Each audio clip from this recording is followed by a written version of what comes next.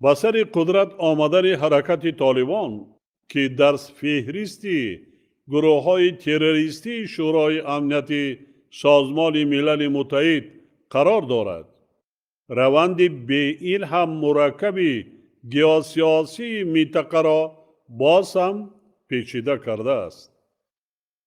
از سوی حرکت طالبان اجرا نگردیدن وعده های قبلیشان آید به تشکیل حکومت فراگیر همه شمول با اشتراک وسیع نیروهای سیاسی و قومی افغانستان باعث نگرانی جدی گردیده است.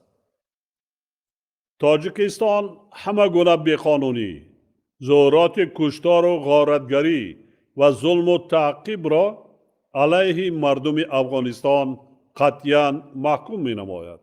ولی بر این باوریم که برای حل مناسب مشکلات سیاسی و امنیتی کشور همسایه باید حکومت فراگیر توسط انتخابات و اراده مردم این کشور با اشتراک نمایندگان همه گروه های سیاسی و اقلیت های ملی و قومی تشکیل کرده شود.